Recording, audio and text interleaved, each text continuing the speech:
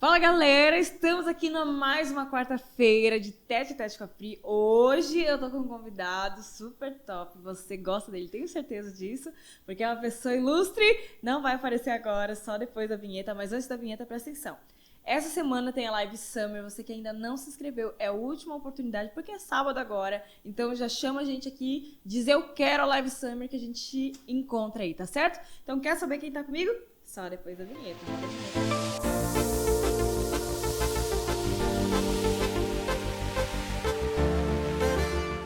Como eu falei pra vocês, hoje o convidado tá top demais. A esposa deve estar lá babona assistindo e eu quero que vocês dêem boas-vindas ao pastor Marcos Garcia.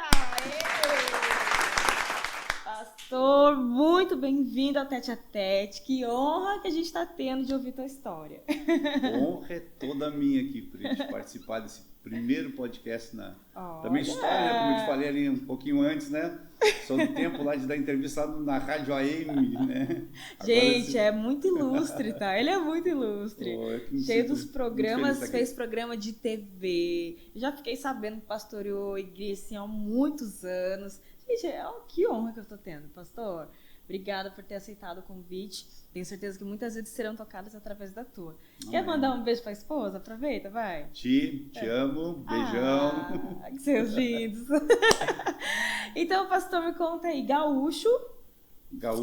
Qual é a tua cidade? Me conta aí um pouquinho Natural mais. de Pelotas, Rio Grande do Sul. Pelotas, cidade conhecida como a capital do doce do Brasil. Do doce? Do doce. E o senhor gosta de doce ou é mais de salgado? Meu pai do céu. Pensa é uma formiga. Pensa uma formiga. Uma formiguinha que veio para Santa Catarina. Santa Catarina, né? De Pelotas, né? Teve um tempo que moramos em Porto Alegre e agora aqui em Santa Catarina. Santa Catarina, novo tempo de Deus. Novo tempo. É, né? E ficou ali em Pelotas 50 anos, foi isso que o senhor falou mais ou menos, né? Na verdade, eu nasci em Pelotas, né? Até meus 49 anos que eu vivi nessa cidade. Cidade muito boa de se viver, cidade, né, uma das mais conhecidas, né, do Rio Grande do Sul e do Brasil também, né? Conhecida. Muito Pelotas era uma cidade que ela... É até interessante a história de Pelotas, porque hoje Pelotas é conhecida como a cidade do doce, mas no passado era conhecida como a cidade do sal. Porque sério? Mudou de identidade. Né? É que Pelotas ela era conhecida como a capital do charque, né? Ou seja, como não havia refrigeração, então matava os animais, salgavam, né, nas charqueadas. Até por falar nisso, charqueadas é um lugar belíssimo de se visitar em Pelotas lá. E exportava para o mundo inteiro. Então a Pelotas é uma cidade extremamente rica, muito rica. Né? E quando chegou a refrigeração, acabou o charque. Vamos pro doce, vamos pro doce. E mudou, e ela hoje conhecida como a cidade do doce. Que interessante. Mas que tipo de doce? Tem algum específico? Não, é tudo? Meu Deus, o quindim, o melhor quindim do planeta. Ah, é? Né? E aí tem várias variedades. Bombom de chocolate, bombom de chocolate com morango. E tá quase na hora do café da tarde, Deus, aleluia. Né? E faço convite aqui, ó. Você que não conhece Pelotas, quando tiver a Fena Doce, visite que você vai gostar. Ah, que top, top. E aí me conta um pouquinho mais da tua história. Então, cresceu lá, já veio de berço cristão? Não, me conta um pouquinho aí dessa trajetória. Não de um berço cristão. A minha mãe, ela sempre teve a tendência, né, de frequentar igrejas. Por exemplo, ela frequenta, o meu avô no caso, não avó, o meu avô, ele era alguém que não tinha uma religião e tal, mas ele lia a Bíblia para os filhos. Olha só. Né? Isso há muitos anos atrás, entendeu? Então, a minha mãe, ela cresceu ouvindo a Bíblia, ele contando histórias. A maioria dos meus tios, eles ou são evangélicos, adventistas, né? Meu avô gostava muito daquela questão de, né, não deixar ninguém trabalhar o sábado, enfim. Então, eles acabaram ouvindo a palavra de Deus. Então, como minha mãe, ela é de uma origem inglesa, ela acabou congregando uma igreja anglicana. Lá em Pelotas a gente conhece como a Igreja Cabeluda, né? É a Igreja Cabeluda. E a Igreja Anglicana, a minha mãe sempre teve esse contato com Deus, né? Da forma dela, mas aos 10 anos, quando eu tive uma doença crônica, né? Ali foi onde ela conheceu o Evangelho. Os missionários que naquele tempo, né? Isso eu estou falando há 40 anos atrás, quase 50 anos atrás. Sim. Os missionários entravam numa cidade e impactavam aquela cidade com muitas curas. Uau. pessoas que eram impactadas pelo evangelho. Tipo cruzadas evangelísticas. Cruzadas evangelísticas, né? E a minha mãe acabou indo numa dessas, né? Participando e tal. Fui curado dentro dessas campanhas. E aí foi quando ela simplesmente entregou a minha vida a Deus. Né? E ali, né? Então, eu na não verdade, sei se eu posso te perguntar o que era que o senhor foi curado, não. Pode. Posso? Pode. Olha, tem uma lista de cura aqui. Sério, ó. Tem uma lista. Eu tenho um histórico bem grande de milagres de Deus, né, na questão de cura. Mas eu tinha um dos meus rins, eu não vou me recordar exatamente se era uma nefrite, uma infecção gravíssima. Sim. Então eu ia ter que, um dos rins eu ia ter que tirar. Criancinha, né, ainda. Devido a isso, né? Eu tinha 10 anos de idade.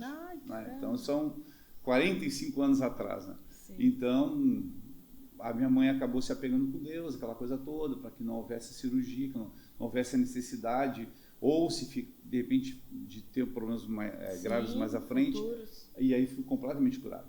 Olha o poder da fé desde então. O poder da fé, a oração de uma mãe tem muito poder. Eu falo muito sobre Mães isso. Que estão me assistindo, tem poder essa oração, hein? Verdade. Né? Ore pelos seus filhos, pela sua ora casa. Ora por eles, né? que está aqui o resultado aqui, oração de mãe. Hein? Amém. E ali ela fez uma entrega. Só assim, ó, se houver uma cura aqui, meu filho é teu.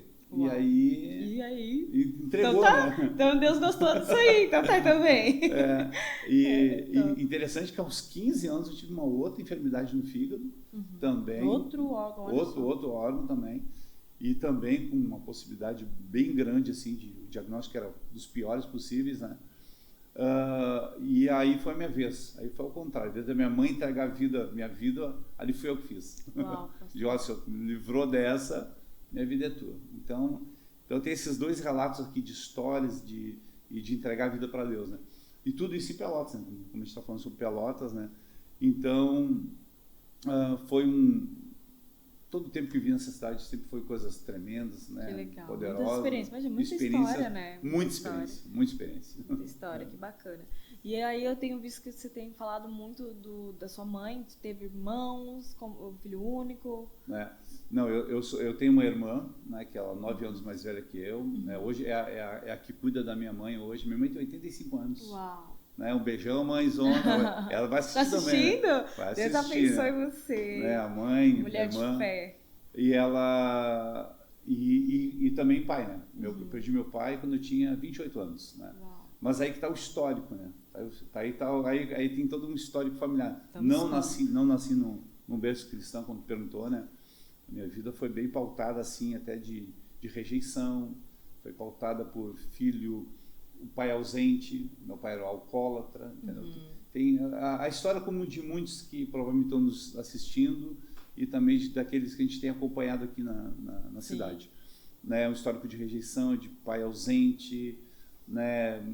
Não que machucasse minha mãe com agressões físicas, agressão mais física, verbais. Mais verbais, as atitudes, né? Sempre machucou muito ela.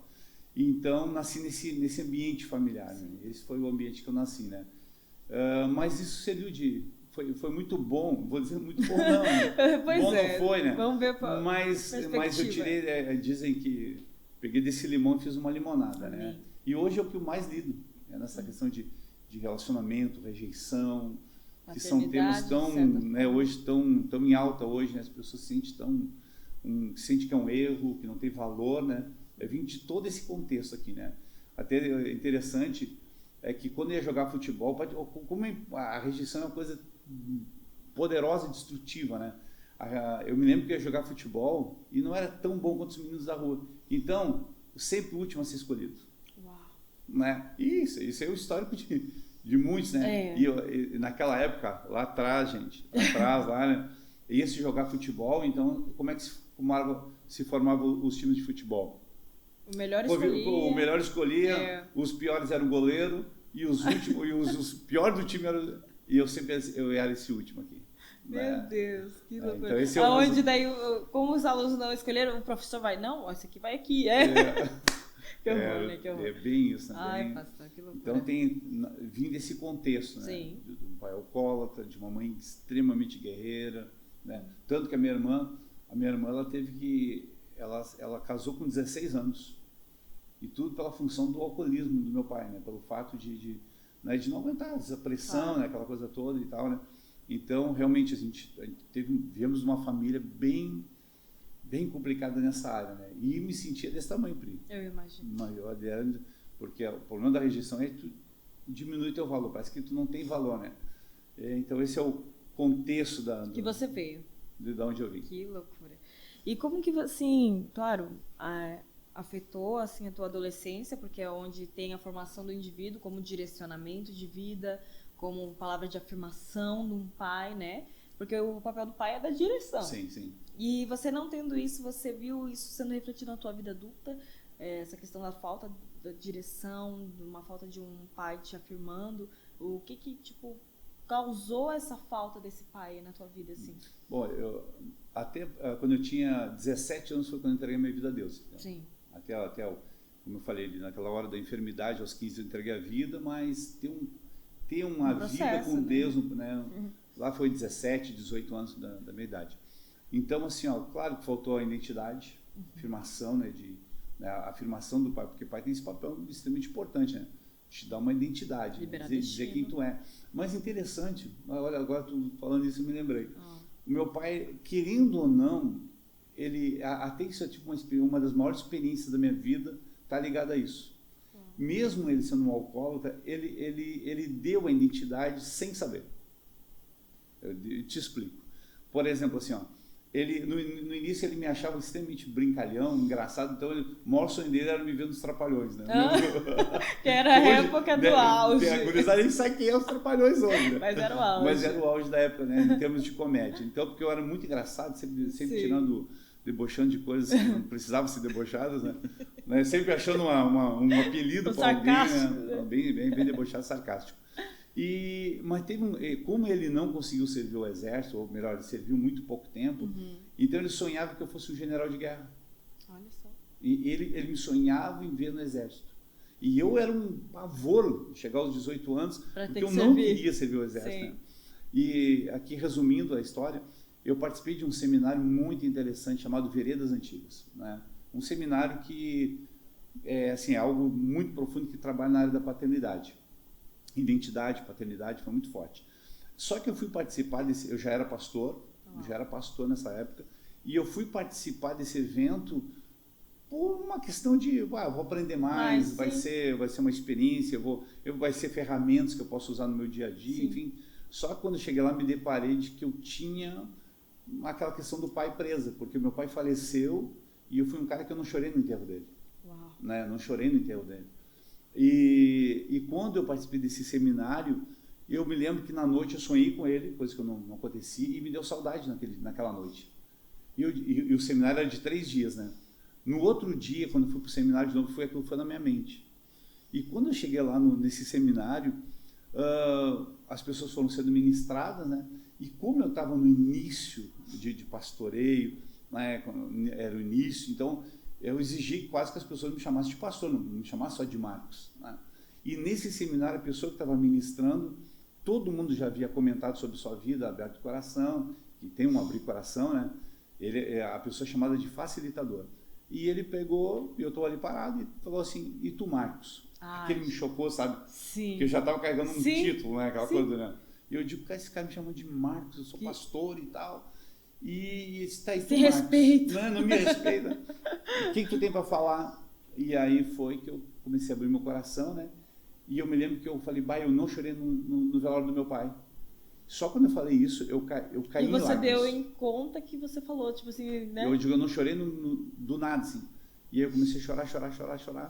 Né? E aí, daqui a pouco, eu ouvi aquela voz assim. Assim, para mim, foi uma das maiores experiências que eu tive com Deus até hoje. Eu ouvi aquela voz, aquele ser chegando perto de mim, com um casaco verde, cheio de estrelas em cima do ombro, e falou assim, o teu pai não viu o teu sucesso, mas eu tenho presenciado. E esse aqui é o casaco do meu exército. Aleluia. Foi assim, foi. E chorei demais. E aí vem agora a melhor parte. Foi a pessoa que estava ministrando. Ele falou, Marcos, eu vejo Deus te trazendo um presente. E é um casaco verde. Uau, para confirmar que você não estava doido. Que eu não estava doido com o que eu estava ouvindo. Bom, aí tu possa imaginar o quanto que me destruiu aquilo lá.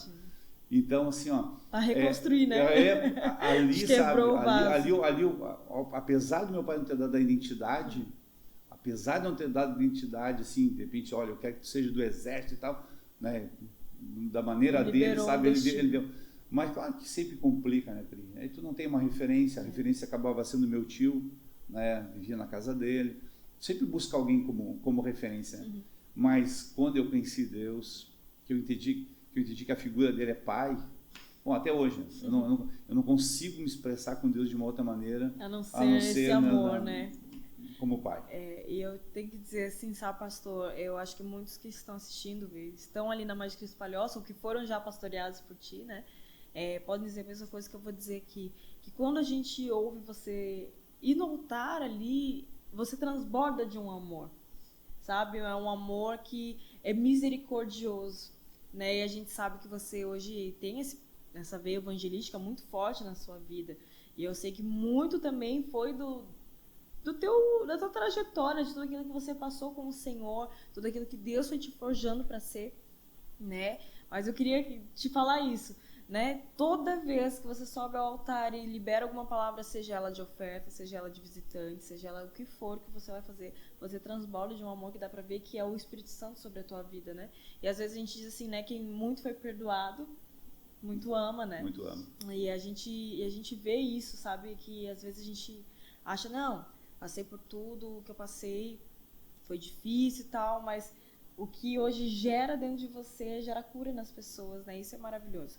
E agora, né, pegando esse gancho, então você teve essa circunstância aos 28 anos, teu pai, tu já estava pastoreando, como que foi para chegar nesse pastoreio? Como que foi essa trajetória? Bom, então, interessante o que tu falou, eu fico muito feliz, sabe, sempre, assim, quando alguém fala o que tu acabou de falar, sabe, se tu vê assim, né? Tu transborda amor, tu fala sobre amor, tu fala sobre misericórdia. Dá pra ver verdade, né? Porque essa é a minha missão de vida. Amém. É extremamente importante, né? Todos aqueles que estão nos assistindo, saber por que foram chamados. O meu chamado, a minha missão de vida é ministrar o amor incondicional de Deus. Aleluia. Ao ponto das pessoas se apaixonarem por Cristo. A minha missão é essa. Dá para ver que o senhor é apaixonado por Jesus. Eu não sei, se tu ver as minhas pregações ali na igreja, ou as pessoas que me conhecem, eu levo essa característica de paisão, né, do apóstolo do amor. Alguns chamam, tu é o apóstolo do amor e tal. Não que eu seja a melhor pessoa para amar, entendeu? Mas o amor incondicional de Deus, esse eu prego, sabe? Amém. Prego por quê? Porque é a minha missão de vida, sabe? Então, quando eu vejo alguém falando, olha, tu transfere isso, tu mostra isso, eu digo, uau, tô no caminho certo, né? Porque a misericórdia de Deus é tamanha, a bondade dele sabe? Esses dias eu vi uma definição tão interessante sobre essa questão da bondade e misericórdia. Bondade é a gente receber aquilo que a gente não merece receber de Deus. E misericórdia é a gente não receber aquilo que merece. Uau. Né? Então, o Senhor era para ter derramado sobre nós toda a sua ira. Teve misericórdia. Né? A bondade dele, né? O fato da bondade e misericórdia nos seguir. Isso aqui é verdade, essa vida. A bondade e misericórdia tem nos seguido, entendeu? Então, essa verdade eu fui descobrir já dentro do pastoreio, já a minha missão, meu chamado. E quem me instigou para que isso acontecesse foi um livro que eu li, Miles Monroe. Eu li esse livro e o livro diz assim: se você não sabe para que você foi chamado, feche esse livro agora, busque a Deus e só abre depois que você descobrir. Uau! Não, me desafiou, né? Eu digo, não, mas tu tá pensando o quê? Fechei aquele livro e por um bom tempo eu busquei eu digo, Deus, para que tu me chamou? E foi muito claro o que eu estou falando aqui, sabe? Eu te formei, te fiz para te pregar o meu amor incondicional. Amém. E dali eu digo, bom, então é essa aqui, é por aqui que eu vou, enfim. Mas para chegar ao pastoreio, eu sempre tive eu creio que, claro, o dom, a aptidão, o Senhor já me criou para isso, né? Meu chamado é fazer isso. A história já está escrita por não ele, sei fazer né? outra coisa, não sei fazer, a não ser a pastorear. E interessante que logo quando eu fui para a igreja, nos primeiros passos, né, já comecei a abrir um culto, né, me recordo da minha primeira pregação, como fosse hoje, entendeu? Minha primeira experiência, até por sinal, até eu vou mandar o link depois para esse pastor, o nome dele é Paulo Valderez, um amigaço. Ele é conhecido como o amigo da gente lá em Pelotas, né? Muito querido. E o pastor Paulo, um dia ele me ligou e disse assim, olha, Marcos, eu tenho um compromisso hoje, o culto é contigo. Eu digo, cara, pelo amor de Deus, eu não sei nem falar direito. O culto é contigo, Deus te abençoe. Desligou, e é naquele tempo que não tem mais da WhatsApp, naquele tempo que tu... Né, que eu liguei a senhora cara. O telefone é aqui ou na fichinha no orelhão, né? E eu fui pro culto. E ali foi uma experiência tremenda que eu tive, assim, sabe? Então eu sempre tive o altar, comecei até então, depois, né, quando eu fui para uma determinada igreja, aí eu fiz o Instituto Teológico, onde foi um aprendizado tremendo, que até tem hoje como base da minha vida até hoje, os fundamentos da teologia, enfim. Bacana, foi de né? lá. E dali foi aonde eu descobri, né, os dons, os talentos dentro desse instituto, a importância que se tem de fazer um GPS, né? Sim, importância que é ali que se descobre os dons, os talentos, as aptidões, né? E dali eu comecei a incomodar o pastor local. Né? Como eu te falei antes, né? Eu vim de uma geração que as pessoas elas incomodavam o pastor local para querer fazer alguma coisa. Era fazer programa de rádio, era fazer um ofício fúnebre, era qualquer negócio, desde que tivesse uma oportunidade. Me coloca, né? E eu me recordo, bem interessante, me lembrei de uma história aqui. E o pastor o nome dele chama-se pastor Eliezer Bernini. Esse pastor, um dos homens mais sábios e inteligentes que eu já vi até hoje. Ele tinha sabedoria para te dar uma resposta. Né? E ele formou muitos líderes na região, muitos. Hoje tem pastores, acho que pelo Brasil inteiro, que foram formados por ele, sabe? E esse pastor, um dia eu cheguei na sala, afoito, eu disse, pastor, eu quero uma igreja para pastorear, porque eu já estou pronto. E ele agia assim, só te ouvir. Aquela pessoa que ouve, para depois responder. Sim. E aqui assim, ele falou assim, Marcos, eu não te vejo como um teco-teco. O teco-teco, 200 metros de pista, ele levanta voo. Um jumbo, ele precisa de 2.000 quilômetros. Ele precisa de um terreno bem vasto para poder, mas também quando levanta o bico, atravessa oceanos. E aí bateu no meu e falou assim, tu não é teco-teco. Ou seja, tu não está pronto ainda. Nossa, que forte. Fala de novo pro jovem ouvir, pelo amor de Deus. Tu não é teco-teco, tu é jumbo. Mas olha tem só. pista para correr, nem levantar voo, né? E tem o tempo certo. Mas depois de levantar o voo, e foi exatamente isso que aconteceu, entendeu? Então, esse pastor foi o que acreditou em mim. Esse que acreditou em mim. E logo depois já fui auxiliar da igreja que ele pastoreava na matriz lá em Pelotas. E passou só 4 meses. E aí então assumi a minha primeira igreja, né? Uma cidade chamada Capão do Leão. Capão do Leão? Capão do Leão. A cidade que ela é... nome, né, gente? Não, ela é uma cidade vizinha a Pelotas, ligada a Pelotas, sim, na verdade, sim. né? E onde tem a maior pedreira do mundo. Uma das maiores pedreiras do mundo, desculpa. Não a maior, mas uma das, né? Sim. Onde é extraído pedra lá para... Enfim, todas as cidades da volta tem pedra do Capão do Leão lá. Que legal. E é onde foi a minha primeira igreja. E quanto tempo, assim, de pastoreio que você ficou titular? Titular ininterrupto foram 16 anos. Na verdade, interrupto 16 anos, e depois a gente rompeu com essa igreja, e eu tive um ministério próprio, né, que foram acho que mais 5 anos. Então, na verdade, interruptos mesmo... Muito tempo. Tem.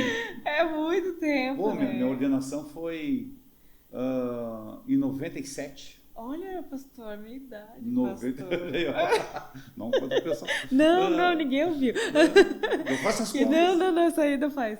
E aí a gente também estava conversando, né, um pouquinho antes do tete-tete começar, e você me contou algo que eu gostaria que a gente contasse nesse tete-tete, que foi um estudo que o senhor fez, que eu acho que tem a ver com a tua história, né, sobre pode deixar o senhor falar, do estudo que o senhor fez, vai. Tá ok. Já sabe qual é. Não, nós estamos aqui falando a respeito, né, do espírito de bastardia, né? Bastardia. O espírito de bastardia. Porque todo bastardo, quando ele não tem ainda uma aliança com Deus, ou não conheceu o Senhor ainda, e a sua vida não foi tocada, não foi transformada, ela carrega algumas marcas, né? O que é o bastardo? O bastardo é todo aquele que nasceu fora de um casamento. Sim. Né? Então, toda pessoa que nasceu fora de um casamento é um bastardo, né? A palavra que se dá, né? E a Bíblia cita vários. O legal é que a Bíblia também cita que Deus usou esses bastardos para a glória dele também, né? E aí poderia citar vários aqui. Mas o bastardo tem uma característica, uma particularidade dele, é que parece que ele está sempre sendo perseguido. Essa é a primeira característica assim, de um bastardo. Parece que as pessoas perseguem ele. E a segunda característica é que ele não consegue criar raízes em lugar nenhum. Então ele não consegue criar raízes no emprego, e provavelmente a gente vai ter aqui pessoas que vão estar nos assistindo que se identificam com isso. Por exemplo, não, pega um emprego, 2 meses, não, eu vou sair dessa empresa porque a fulana a fulana não gosta, ela cria cabelo, não, a fulana não gosta de mim, o ciclano não está me perseguindo, e na verdade não é que as pessoas perseguem, é que está nela, entendeu? Porque lá foi gerada, de repente, no pecado, foi gerado fora do casamento. Tem um texto da Palavra de Deus que eu não vou me recordar exatamente onde é que eu sei que ele tem o nome, a referência, mas fala, né, que todo bastardo ele não permanecerá na congregação. Uau. Ou seja, o bastardo lá do passado, lá do início de todas as coisas, ele não conseguia nem congregar. E hoje a gente tem uma gama de pessoas, né, que hoje congregam nas nossas igrejas, ou várias igrejas do Brasil inteiro, que elas não conseguem permanecer ali.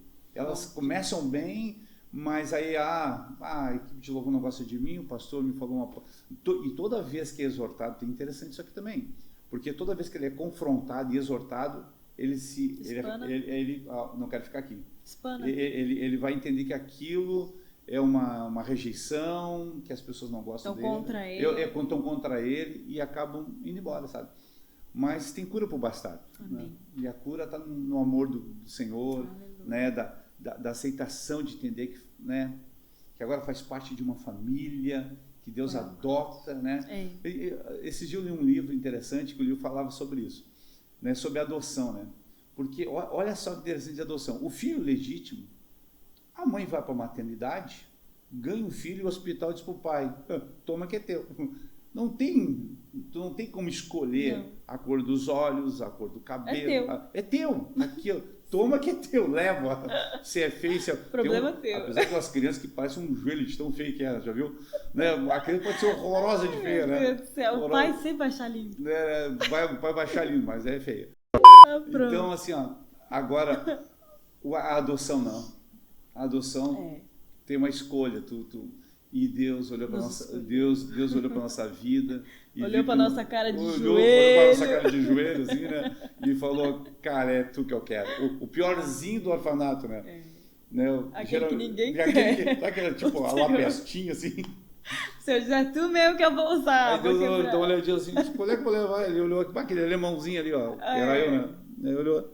Mas do lado tinha uma galera também, né? Né? Então, assim, que legal é a adoção, né? Deus, aleluia. Então, Deus tem cura pro bastardo. Amém. E está em aceitar esse amor, sabe? Hoje a gente vive num tempo em que parece que a gente tem que estar sempre agradando a Deus e dando o melhor para que Deus nos aceite. Como se fosse uma barganha. Né? Tipo, eu tenho que amar Deus para Ele me aceitar. Gente, é totalmente o contrário. Né?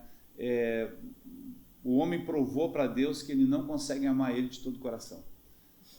E aí Deus resolveu fazer o contrário. Eu vou amar vocês de todo o coração. E aí deu Cristo. Uau, é muito lindo, né? Aí deu Cristo. Muito lindo. Eu tô lendo aquela coleção do Augusto Cury, do Mestre dos Mestres, Mestre do Amor, Mestre da Sensibilidade, né? Que fala a respeito da... Porque Augusto Cury, ele era ateu. E ele disse assim, vou estudar Jesus. Ninguém fez isso ainda, vou pegar a biografia dele, que é Mateus, Marcos, Lucas e João, né? E ele começou e ele disse, cara, não tem como. Olha a mente desse homem. E ele não é um personagem, ele foi real. Daí ele começa a dizer o porquê que ele é real e tal. E, gente, assim, esse livro, por mais que eu já era apaixonada por Jesus, sério, essa coleção de livros me fez me apaixonar ainda mais. Porque eu vi daí com uma ótica psicológica de Jesus, tentando entender a psicologia. Claro que não tem como, né? Porque ele é Deus, o próprio Deus. Mas, gente, é tão incrível. Ele é lindo. E é um amor tão grande que realmente, cara, não tem como ficar só pra mim. Eu tenho que falar pra todo mundo desse amor. Eu não posso que ninguém fique sem o que eu sinto, sabe? O que eu vivo. Igual eu falo pro pessoal, e eles estão cansados de ouvir isso aqui no programa, que Deus é um Deus de detalhes.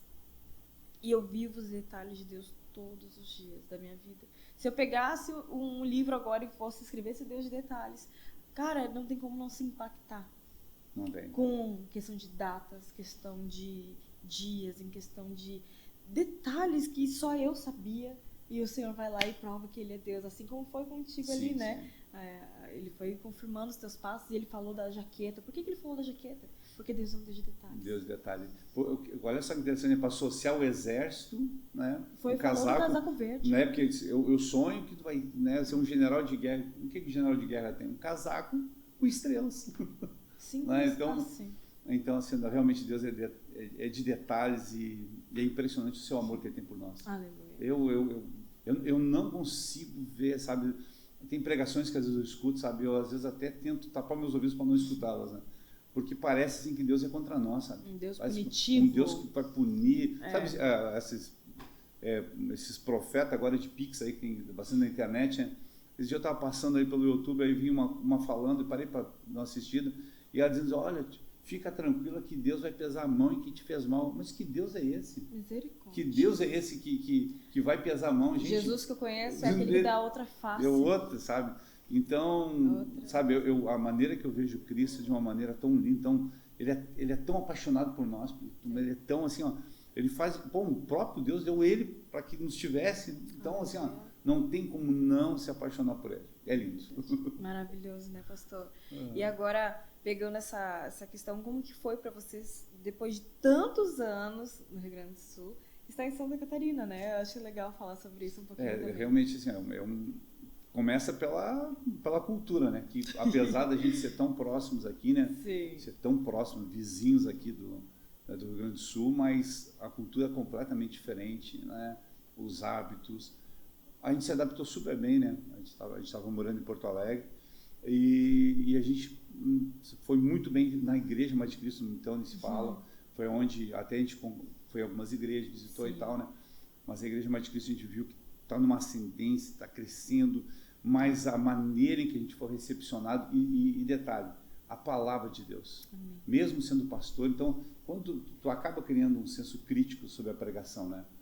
E quando nós ficamos ali na igreja, a gente ouviu a palavra de Deus de uma forma tão clara, objetiva, tremenda, né? Igreja bíblica. Como até na tua última pregação falou, essa igreja é bíblica, e é bíblica mesmo, entendeu? Preocupada com a palavra, e a palavra é que tem o poder zelo, de né? transformar, de renovar, revigorar. A palavra de Deus é que tem o poder de nos alimentar, sabe? Então, quando nós ficamos ali, meu Deus do céu, foi algo tremendo. E a cidade aqui nos abraçou, né? E a gente abraçou a cidade. Aqui tem 3 coisas, porque eu acredito que não tem mais em nenhum lugar do Brasil. Pode ter 2, mas as 3 juntas. As 3 juntas, esse combo é aqui em Santa Catarina. Oportunidades, né, são imensas, né? As pessoas que estão aí fora do Santa Catarina querem vir para cá, né? Oportunidades são imensas, qualidade de vida, você pode andar com o celular na mão. O carro fica aberto e está tudo bem, às vezes eu me deparo fazendo coisas que eu digo, cara, se fizer isso lá no Rio Grande do Sul, você já era, entendeu? Né, de tu chegar no posto, deixar a chave na ignição, o celular no painel e pagar lá dentro lá da conveniência, né? E as belezas naturais. Beleza natural, oportunidade, e qualidade de vida. Então, esse combo, só aqui em Santa Catarina, aqui, né? Que e aqui a gente pretende aqui, né, fazer história. Firmar as estacas. Que legal. E, assim, eu acho tão interessante, né, que a gente falou da Mais de Cristo. Mais de Cristo está fazendo 17 anos, gente, de história.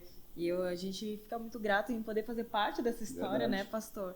Porque é uma bênção. Eu conhecia a Mais de Cristo quando ela ainda era Bom Retiro, Assembleia de Deus Bom Retiro. Bem no início do pastor Júnior. O pastor Júnior tinha 26 anos na época. Meu pai e minha mãe vieram para cá, eles estavam numa crise também, porque pastores têm crises, né? Bastante. Meu pai e minha mãe tiveram essa questão do divórcio. Mas antes de ter o divórcio, eles tentaram salvar o casamento. Foram até o fim, né, tentando. Vieram para cá, foi onde eu conheci o pastor Júnior Batista. E é tão engraçado que a gente brinca, né? Que na época eu era do Ministério Infantil, porque eu era uma criança, né? E o pastor Diego, ele já era da Mais de Cristo, da Bom Retiro, só que ele já era do louvor. Só que a gente, claro que óbvio, ele já era até casado, olha só que como a vida é, né? E hoje, claro, a gente depois, cada um seguiu sua vida, beleza, né? E aí agora, depois de muitos anos, aí eu voltei para Florianópolis para estudar, para fazer as coisas. De repente, agora hoje eu estou pastoreando numa igreja que eu era criança, vi nascer na Mais de Cristo. E hoje estamos completando 17 anos de Mais de Cristo. Glória a Deus pela vida do nosso pastor Júnior, pastora Vitória, um beijo para vocês. uma bênção fazer parte desse ministério. E aí, como que está sendo para ti, assim, agora essa questão de ter essa... Eu não sei se eu posso tocar nesse assunto, pastor. Fica à vontade, né? Tete a tete. Amém, amém. Porque, assim, às vezes é um tabu falar que um pastor, ele não é um super-homem, né? E, às vezes, eu até entrevistei o meu próprio marido, ele falou isso, né? E como que foi para o senhor viver uma crise também, no meio do pastoreio, viver uma crise familiar? Como que foi isso para ti? Como que foi a superação disso? Na verdade, acho que ninguém espera isso, né? E realmente, para mim, foi algo bem complexo, bem difícil, né? Porque todo rompimento é difícil, né? E eu vi uma história de 29 anos de casamento. Então, os meus filhos hoje são, né? Eu tenho uma filha que tem 33 anos, né? Meu filho tem 26 anos. Sou avô, né? Da Cecília, legal. Do Theo e da Maria Clara. 3 netinhos. Qual mais lindo que o outro, né? Então, assim, claro que realmente romper, né, muito complicado, Sim. muito complicado, né? Mas foi uma decisão que eu adiei ela por muitos anos, né? Muitos hoje aceitam, outros não aceitam essa questão, né, do pastor separar e tal, mas eu tomei essa decisão porque eu não estava afim mais de viver com um rótulo ou uma capa, a maquiagem, né? Uma capa, assim, sabe? Marcos aqui, entendeu? Sim. De repente as outras partes achando que estava tudo ok, tudo mil maravilhas, mas o Marcos aqui não, entendeu? Então eu tive que tomar uma decisão. Então eu esperei os meus filhos crescerem, entendeu? Poder fazer a faculdade deles, Sim. entendeu? Poder deixar eles encaminhados, enfim, para depois pensar em mim, né? Mas eu sabia que ia ser muito complicado. Eu sabia porque tem que se colocar numa balança, decisões... muito difíceis, né? Porque são decisões que vão impactar muitas coisas, impactam, entendeu? Mexe com outras vidas, né? Mexe com muita coisa, Sim. entendeu? Mas eu adiei durante 15 anos essa decisão. Né? E até o dia que eu tive coragem. Apesar de ter um ministério extremamente muito bem sucedido. Né? Todo mundo... Bom, isso aqui o Brasil, o mundo vai ver, entendeu? Por onde eu passei, todas as igrejas que eu pastorei, eu sempre fui referência. Né, não tem o que as pessoas possam falar a meu respeito em nada, entendeu? Né, de uma integridade, de uma fidelidade, de um zelo pela obra de Deus, pela palavra de Deus. Não teve igreja que eu não tenha pastoreado que não tenha crescido, né, não tenha expandido, enfim, né? Mas internamente eu precisava de tomar essa decisão. E aí quando tomei essa decisão, né, foi um romper, realmente foi muito doloroso, muito difícil, né, foi muito complicado também, entendeu?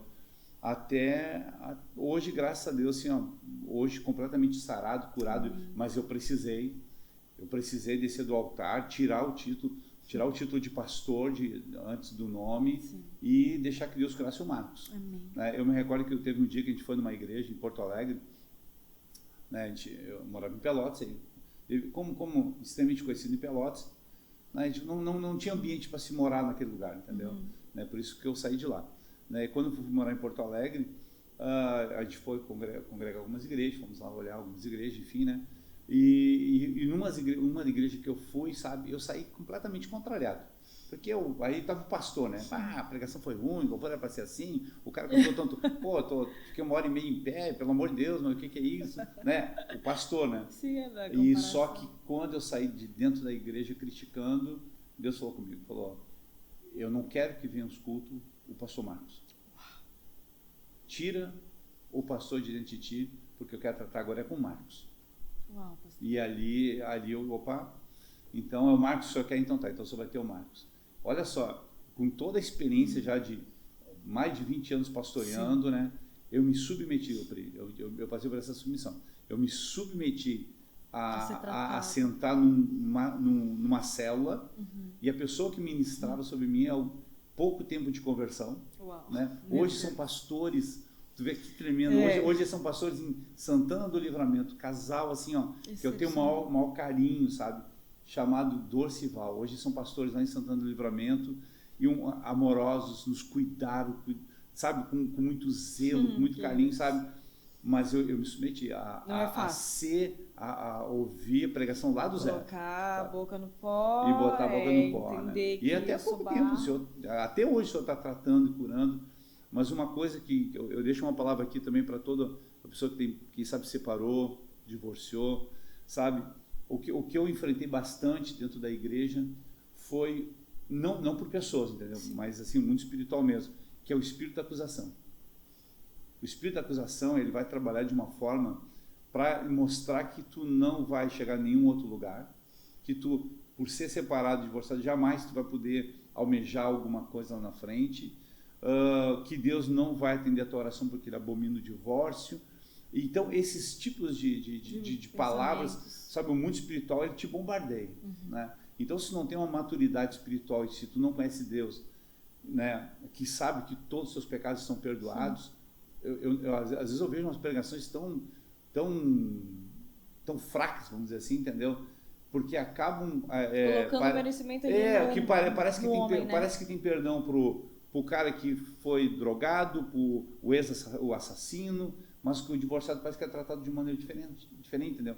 Então, provavelmente, como eu falei, tem muitos nos assistindo hoje, né? Não permita que o espírito de acusação te atormente, né? Amém. Temos um advogado no céu, entendeu? E ele já bateu o martelo dizendo inocente, tá perdoado, claro. Existe o arrependimento, existe consequências também com a tua decisão. Sim. São e vai várias, ter que sofrer né? com elas. São várias, né? Tem que conviver com elas e tal, né? Mas eu fui obrigado lá atrás, né, tomar esse... E hoje, graças a Deus, a gente tem extremamente recuperado nessa área aqui como homem, né? Amém. Como pastor bem-sucedido. Parece aquela história lá do Naamã, né? Honrado na rua, general de guerra na rua. Mas em casa leproso, por dentro, tua vida com lepra, né? Então, um conselho também para todos que estão nos ouvindo, né? É hora de a gente tirar a máscara, tirar a capa, né?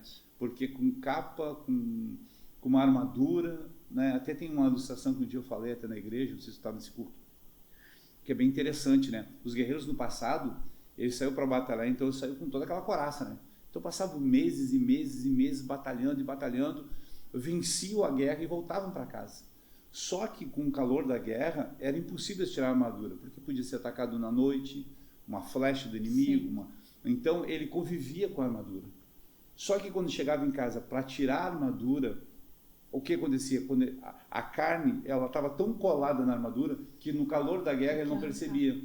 E ele morria com a armadura. E assim tem sido a vida de muitas pessoas, né? Tu olha na rua o verdadeiro guerreiro, né, com a armadura, vão morrer por causa não por causa do sucesso da guerra, mas por causa da armadura que um dia resolveram não tirar, não lavar, não limpar, cria uma infecção. Nossa, que forte isso. Meu Deus, morre. Que forte. Mas sabe, gente, eu tô falando isso porque eu tô falando com um homem sarado em relação a isso, né? Senão eu jamais tocaria nesse assunto. Até porque, graças a Deus, hoje ele é super bem casado, né? Tem um ministério honrado pelo nome do Senhor. Mas por que eu tô falando isso? Porque hoje ele ajuda a pessoas a restaurarem seus relacionamentos. A gente até estava conversando, não é porque isso aconteceu comigo que eu vou incentivar alguém a fazer, jamais. Sim. Isso nunca vai sair da nossa boca, e ele falou isso, eu acho tão maravilhoso isso, para entendimento que isso infelizmente ocorreu, veio acontecer assim como muitas pessoas acontecem, mas aqui, a partir de agora, nunca mais, né? Com certeza. Agora vai viver uma vida que faça diferença, aquilo que Deus planejou para ele. Então, tipo, é isso que a gente está falando para você. Existe uma nova chance, o Senhor é um Deus de segundas chances. Onde há um coração quebrantado, querendo um arrependimento genuíno diante do Senhor, o Senhor trata.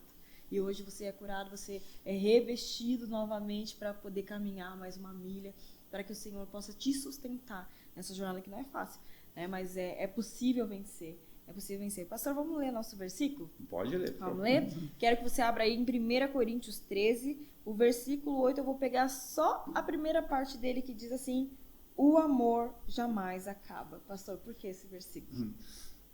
Tá todo ele ligado, né? Todo ligado ao chamado, né? Que é o amor incondicional. Porque esse relato aí de Paulo, de 1 Coríntios 13, ele não está falando do amor fraternal, ele não está falando do amor amizade, ele não está falando do amor eros, né? Ele não está falando do amor que precisa de uma troca, não, ele está falando de um amor incondicional. Até está dizendo assim, o amor é dom supremo. É dom, né? Então, olha só, o que é dom? Dom é o presente. Né? Então, Deus nos presenteou ele, não com o seu amor, porque ele é o próprio amor, né? A definição dele, um dos atributos de Deus é amor. Então, esse versículo ele acabou sendo o versículo da minha vida, porque quando ele é aplicado, dá tudo certo. Sabe? É muito difícil. Se alguém fala que é fácil a gente amar com amor ágape, é complicado. Tu é obrigado a dar o outro lado do rosto, tu é obrigado a caminhar a segunda milha, né? Como é que funcionava no passado? Como é que funcionava no passado? Convidava o judeu, carrega minha mala. Bom, por lei, uma milha tem que carregar. Quando terminava uma milha, jogava aquela mala no chão, arrebentava tudo. Bom, aqui cumpria a lei. Então Jesus disse, não, agora é o seguinte, carrega mais uma, né? Então esse carregar mais uma, sabe, é quase que pagar um preço, né? Então tu viver o amor ágape realmente é muito complicado. Tu aplicar ele diariamente, porque é aquele amor que perdoa, né? E é difícil, às vezes, tu não está disposto a se perdoar, né? E cria-se 1000 problemas nessa questão, a gente já falou sobre isso, né? Sobre as consequências de repente não perdoar, enfim. Então está muito ligado esse amor incondicional de Deus que o apóstolo Paulo fala. Mas desde uma vez que é aplicado e as pessoas entendam ele, né? No momento que a pessoa entende esse amor incondicional de Deus, vai conseguir vencer algumas batalhas da vida, né? Porque querendo ou não, Satanás ele trabalha muito na nossa mente, os sofismas. O que é sofisma? Sofismas são mentiras que se tornam verdades, resumindo assim, sabe? Então hoje mesmo, várias pessoas que estão nos ouvindo, o diabo está ali dizendo, olha, tu não é amada por Deus. Aí creem nisso, né?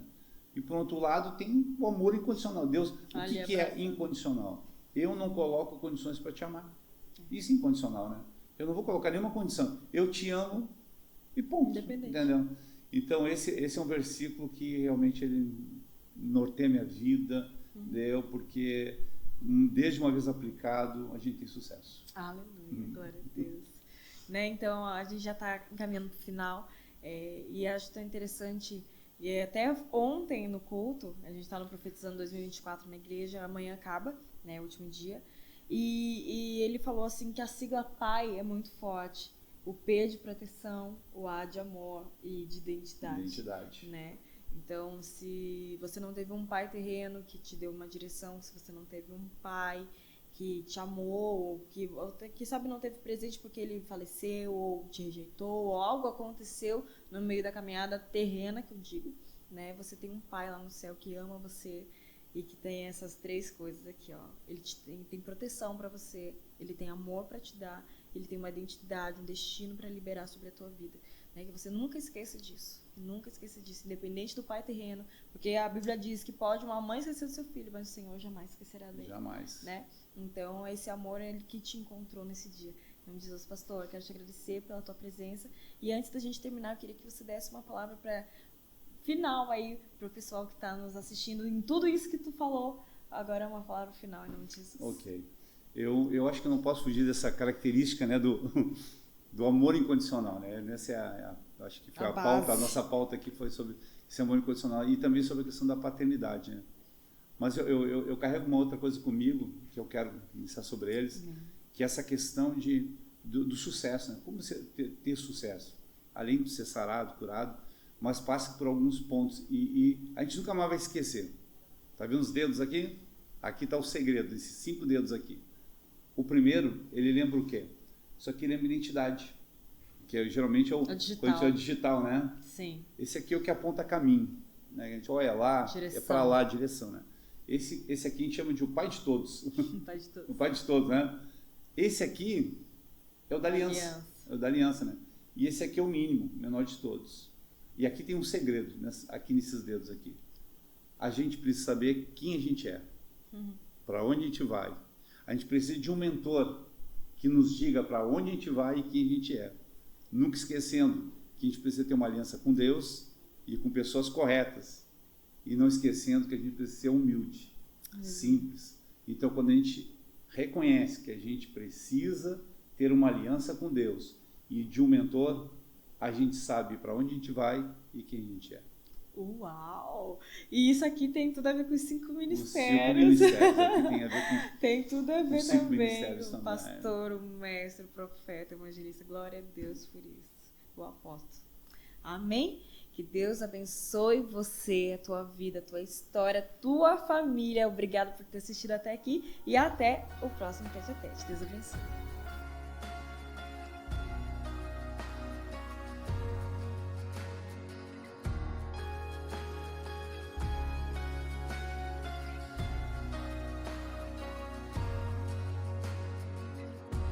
Antes de eu falar, tu cantava sobre mim.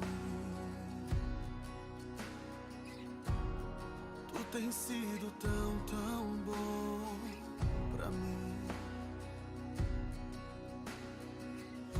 Antes de eu respirar, sopraste tua vida em mim. Tu tens sido tão, tão bom pra mim.